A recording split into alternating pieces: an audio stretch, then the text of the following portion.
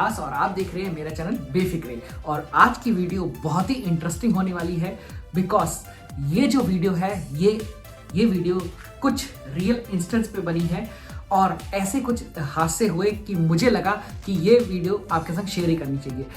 हम और आप लोगों ने बहुत ट्रैवल किया है और जब भी हम कुवैत से बाहर जाते हैं हम लोग यूज़ करते हैं फ़्लाइट्स, और इन फ्लाइट्स में कई बार ऐसा होता है जो हमारा बैगेज होता है, चेक इन बैगेज, वो या तो डिले हो जाता है या लॉस हो जाता है। तो इस केस में हम लोग क्या करें और इस केस में हम लोगों को बेस्ट सोल्यूशन क्या मिल सकता है, तो वो पूरे चीज़ को हम इस वीडियो में डिस्कस करने वाले हैं।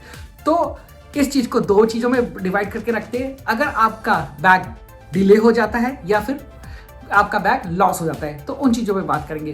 तो ये दो बारी ऐसा कुछ मेरे साथ हुआ है रिसेंटली।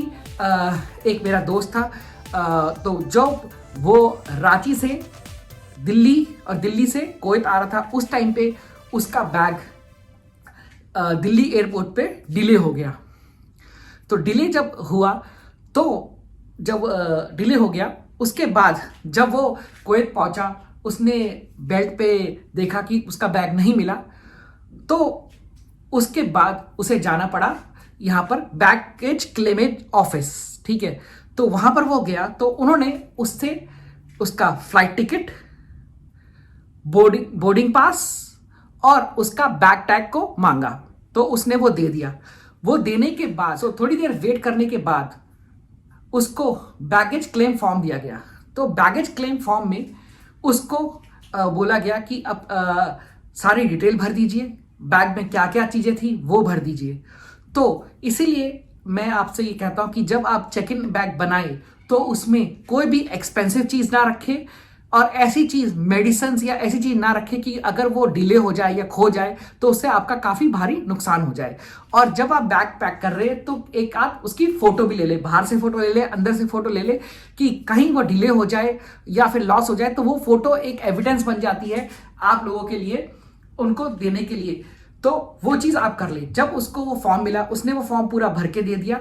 तो वो ऑफिसर ने वो जो बैगेज क्लेम फॉर्म था वो और साथ में बोर्डिंग पास और उसका बैग टैग ले लिया और उसको बोला कि आप घर चले जाइए। और साथ ही साथ उससे पूछा कि आपके पास दो ऑप्शन है, या तो आप एयरपोर्ट पे आके अपना बैग जब मिलेगा तो आप कलेक्ट कर लीजिएगा या फिर हम आपके घर छोड़ देंगे। तो अगर ऐसा कुछ होता है तो आप दोनों में से कोई भी ऑप्शन ले सकते हैं। तो हम लोगों ने सोचा कि हम लोग एयरपोर्ट पे आके बैग ले लेंगे। तो उसके बाद जब वो घर चला गया तो इनका एक पॉलिसी होती है कि अगर आपका बैग, अगर आप इंटरनेशनली ट्रैवल कर रहे हो तो 24 आवर्स में अगर आपका बैग मिल जाता है तो उसे लॉस नहीं माना जाता, और अगर डोमेस्टिक में 48 आवर्स का टाइम होता है। तो उसका बैग मिला 3 दिन बाद उसका बैग मिला।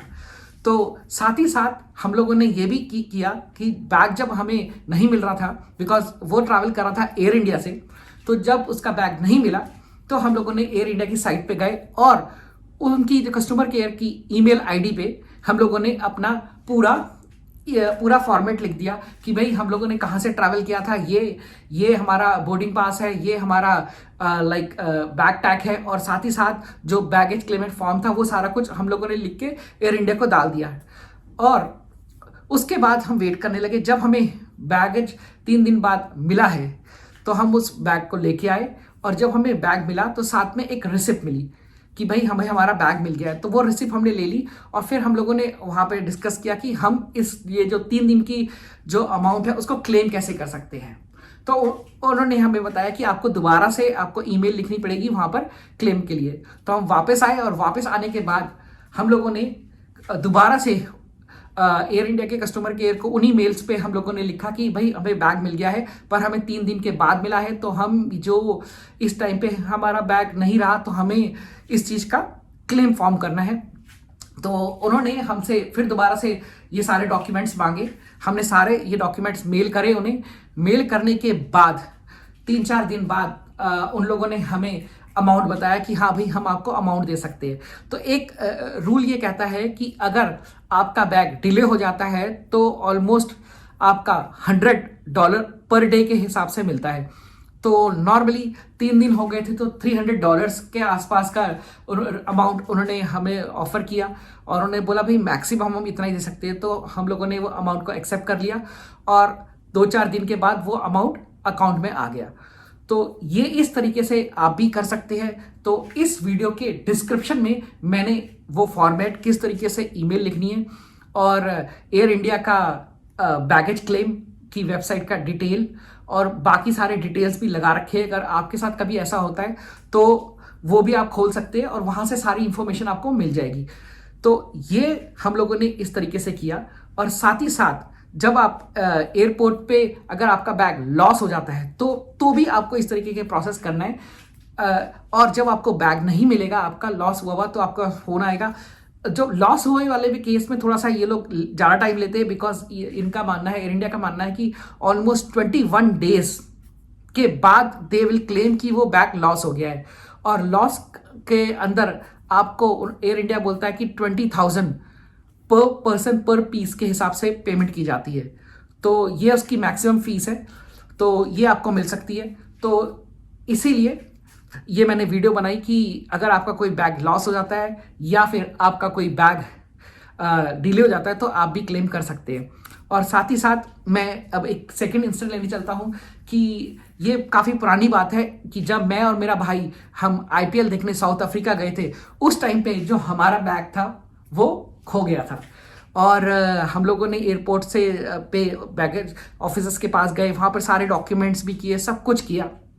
एंड फाइनली जब तक हम लोग वहाँ थे वो बैग नहीं मिला। And we are travelling from Emirates. तो फाइनली जब हमारा IPL का मैच खत्म होने से पहले एमिरेट्स ने डिक्लेयर किया कि ये बैग हमें खो गया है और फिर हमें पूरा प्राइस जो उनका बनता है क्लेम का वो पूरा दिया। और साथ ही साथ हम लोगों ने ट्रैवल इंश्योरेंस भी ले रखा था।